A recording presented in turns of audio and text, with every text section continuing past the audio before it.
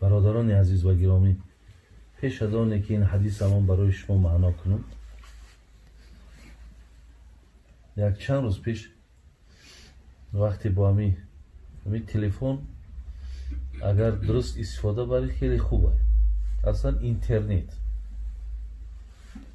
وقتی یک موضوع را من تیار میکردم، میکفتم، سوال میکنم، علم های دنیا را از اونجا میگرفتیم جوابوشا.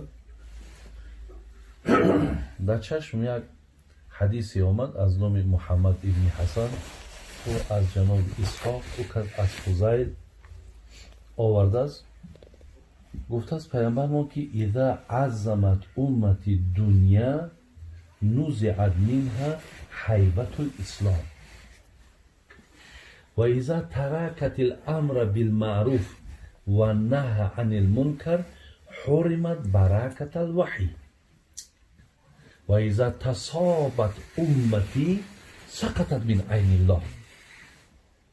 برادرای عزیز، اکو خیلی لازم شاید من برای خودم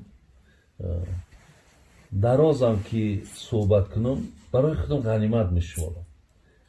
من در ذهنم همه که شاید نباشم پگاه، شاید هر چیزی را که حاضر میگم در همین ذهن شما که ثبت شود، این معنای او را دارد که ولی در حدیث هم میآید. من در اولینه هر چیزی را که شما ایمن استفاده کردین، این راحت قبر ما. اگرچه شما وای پایبند میشین پیش خدا ثواب میگیرین، اجر میگیرین، لیکن من در خانه قبرم راحت دارم. از هر عالمی که مردم استفاده کرد یا عالمی که علمش مردم داد، این یگان برکت نمیمونه. یعنی اولین درجه برای خودتان اگر دنیا را بشمارین، دین تانه، اسلام تانه، پیامبر ما گفت که از قرآن، از برکت قرآن در بین شما هیچ نمیمونه.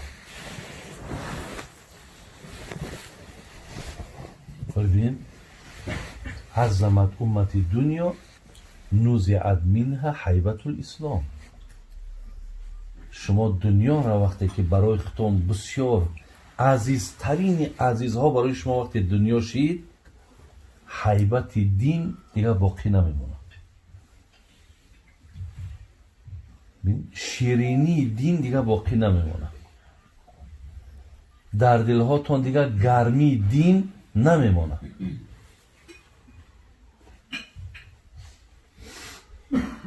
اینا برادرای عزیز، ما باید هیچ وقت دنیای ما باید دویم درجه باشد. اولین درجه ما برادرای عزیز این دین ما های، این خداشناسی ما های، این بندگی ما های. این معنی را ندارد شما دنیاتون را ترک کنی، تماما مقصد دیگه با دنیا را طلاق کنی، نه. ولی در همین دنیا هم ایستاده هیچگاه از دینتون جدا نباشید. یعنی دنیا سبب این نشود که تو فقط دنبالش باشی و بسیاری از امرهای الهی را همیتا ترک کرده و پایمال کرده رفتن بگیری.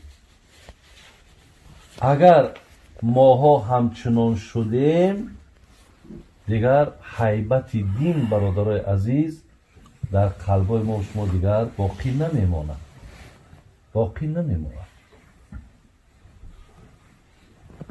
ولی بینین همین دنیا را اولین درجه شماریدیم که برای دنیامون نمازامون هم که ترک شود راضیه. دنیا را اولین درجه شماریدیم که یکدیگرمون فریب میکنیم، یکدیگرمون را خیانت میکنیم. دنیامون اولین درجه شماریدیم که دست به زنا میزنیم، دست به تهمت میزنیم، دست به دزدی میزنیم، غیبت یکدیگر میکنیم. همه اینا برای چی هن؟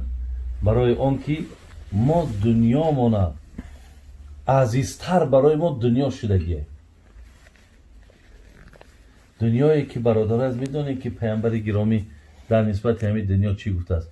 گفته است لو كانت الدنيا تعدل عند الله جناح بعوضة ما سقى منها کافرا ما. اگر همین دنیایی که ما در همین دنیا بینین با تمامی اون چیزی که قهر غضب خدا هست وقتی دست میزنیم، میگه همین دنیایی که شما را به همتری بدبختی ها آلوده کردگی های برای خاطر همین دنیا در نزد خداوند میگه به مثالی وزن پری پشه قدر نداره. پری پشه جناح بعوضتی، جناحش پر، بعوضش هم پشه. پری پشه چند وزن داره؟ به همین مقدار میگه نزد الله مهربان این دنیا میگه هیچ اعتباری نداره. لیکن به همین پری پشه که وزن نداره که یک خدامون ایستاده بینیم چیکار کیستی ما تو این دنیا را برای این نداده که ما چیکار خواهیم رنگیمو گاوی را که بگیم ای سرش بندش هم میگیرن سرش میتن کجای میروه. تو او خیل نیستی. الله از آفرینشی تو بسیار طلبات های زیاد دارد. او گاو روز قیامت قصاص یکدیگر را گرفتن خاک میشوند میروند تمام. یکی دوزخ جنت برای موتای.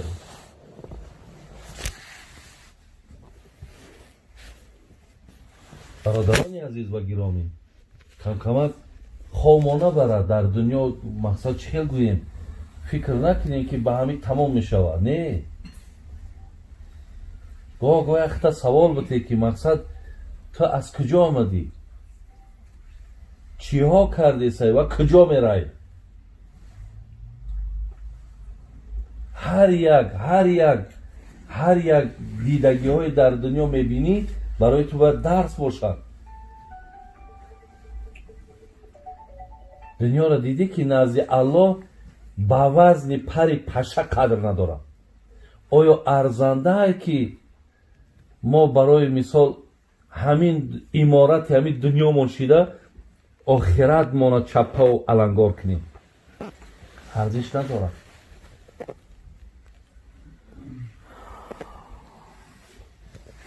تو را دنیا همه گوید شب و روز. شیخ سعدی را خدا رحمت کنه. بدانی میگه همین دنیا زبان داره. همین که گوشو نمیشنون صدایی را. تو را دنیا همه گوید شب و روز که هان از صحبتم پرهیز. مده خود را فریب از رنگ بویم که هست این خنده من گریه آمیز. تاکیدت میکنم که مرا برای خود دوست نگیر، مرا رفیق نگیر، مرا همنشین نگیر، زیرا من یک دوستی هستم که فقط میخندانمت. لیکن وقتی از دنیا پدرود گفتنده از مواری دوست پشیمان میشه، گریه کده میره، پشیمان میشه که این خیلی من دوستی بدبختی داشتم. برادرانی عزیز و گرامی، همین دنیا را الله در سوره عنکبوت اعوذ بالله من الشیطان الرجیم و ما هذه الحیات الدنیا الا لهو و لعب و این دار الاخره لهی الحیوان لو کانوا یعلمون.